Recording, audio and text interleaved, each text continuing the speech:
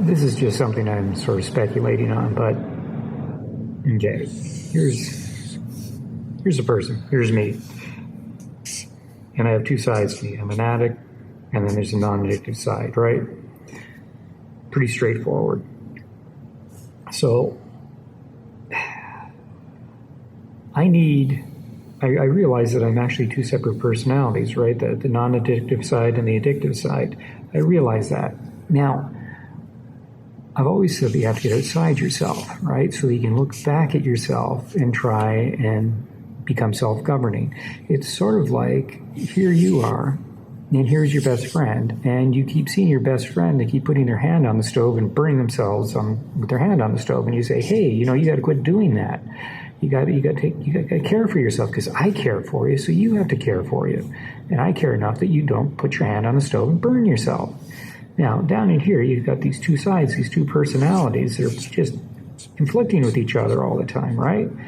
And as I said, you have to get outside of yourself so you can look back at yourself and tell yourself that, hey, you're putting your hand on the stove.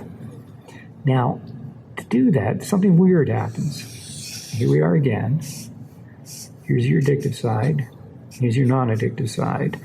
And when they fight, they actually create a gap. There's a gap here. It's a gap I call it the gap of indecision.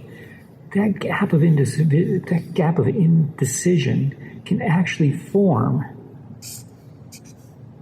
that third personality, right? Because now you've got the space to create the third personality, the personality that's developed through indecision.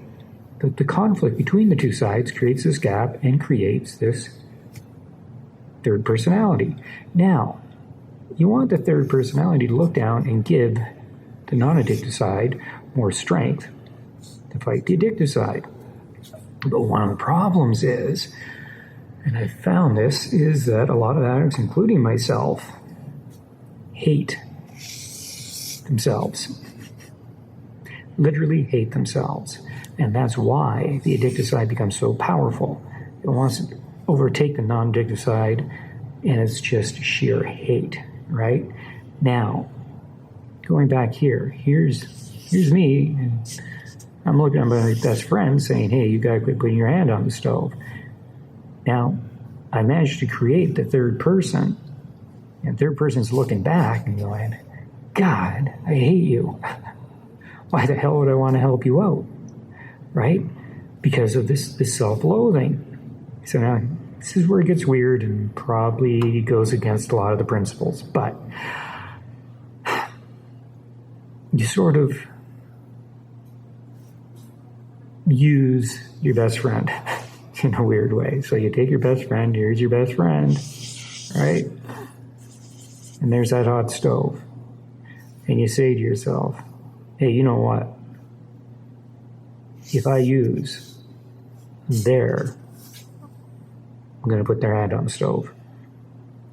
Because I can't care for myself. I hate myself too much, but I do actually care for other people.